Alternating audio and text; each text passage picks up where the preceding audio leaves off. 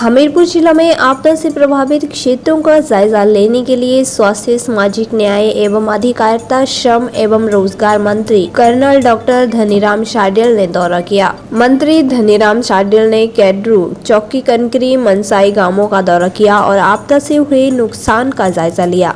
इस अवसर पर विधायक आशीष शर्मा, वरिष्ठ कांग्रेसी नेता doctor Pushpendra Verma, DC Hemraj Bairma, SP Akriti Sharma भी मौजूद रहीं।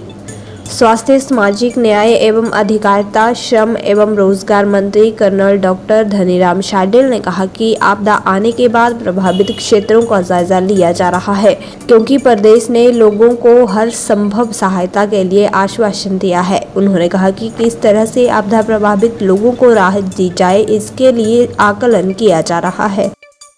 देखिए, ये बड़ी मैं समझता हूँ त्रासदी का समय है।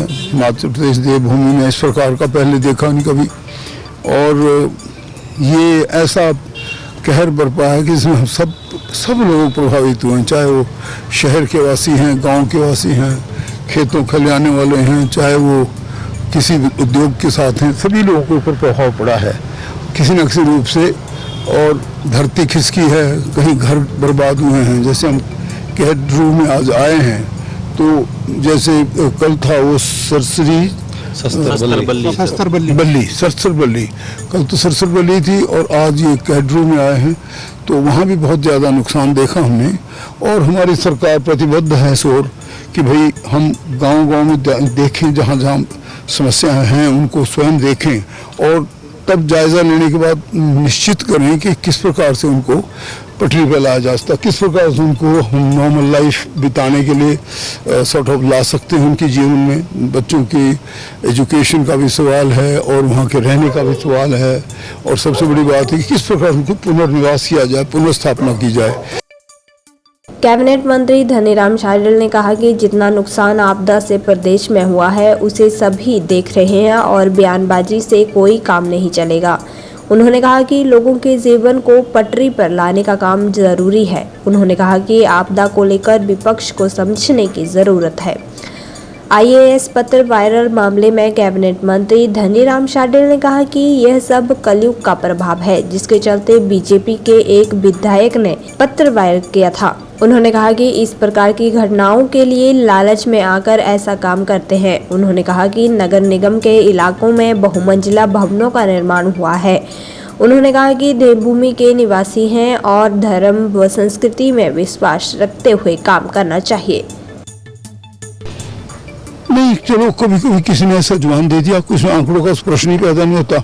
इसमें तो जो जितना नुकसान हो रहा है उसको सब एजेंसीज भी देख रही हैं, बहुत बड़े मैग्नीट्यूड पर नुकसान हुआ है और इसमें ज़्यादा से ज़्यादा काम करने की ज़रूरत है। इसमें मैं समझता हूँ बयानबाजी से या उससे तो काम नहीं चलेगा, काम तो करना ही पड़ेगा। देखकर लोगों के जीवन यापन को और उनके जीवन को पटरी पर लाने का सबसे पहला काम है। बाकी अगर ऐसा किसी ने बोल दिया तो चलो उनको भी समझाएंगे कि ऐसा नहीं बोलना चाहिए, और क्या कर सकते हैं।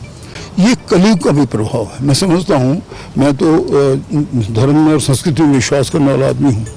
मेरा मानना है कि हमारे जीवन को अच्छा बनाने के लिए ही भगवान जीवन देता है, उसको अच्छा बनाना चाहिए। लोगों को जो मदद देते वो करनी चाहिए और अपने काम में व्यस्त रहना चाहिए।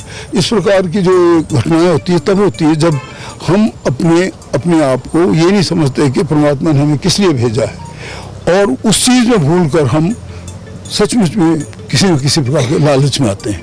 जो ये आपदा हमारे कहीं पे भी आई, चाहे इंक्लूडिंग शिमला जहाँ पे मेरा अपना भी छोटी सी कॉटेज है, वो इसलिए आई कि लोगों ने बेतहाशा 10 से 12 से 13 अगर कहीं गाँव में आउट ऑफ कॉरपोरेशन या निगम के रूम से दूर है तो और भी ऊंची ऊंची बिल्डिंग बना दी, जबकि इतना वजन नहीं ले सकती पृथ्वी। तो ये लालच की ही वजह से ही ऐसे ऐसे दुष्कर्म हो रहे हैं जो आप बता रहे हैं, और इन सब से दूर रहना चाहिए। हमें धर्म और संस्कृति पे विश्वास करना चाहिए। हम देवभूमि के रहने वाले हैं, यहाँ बड़े आराम से रहने की ज़रूरत है। और मैं समझता हूँ कि अपने देवी देवताओं का भी, अपने माता पिता भी देवी होते हैं, उनका सम्मान करना चाहिए और बच्चों को अच्छे संस्कार देकर उनको नशे जैसी वृत्ति से दूर करके राष्ट्र निर्माण में लगाना चाहिए, ऐसी गतिविधियों में लगाना जिससे बच्चे अपने काम करें। अब ऐसा समय है, इसमें घर घर देखें, जिनकी समस्या उनको चटोलें और दोबारा अच्छे काम की तरफ चलें, ऐसा मेरा मानना है।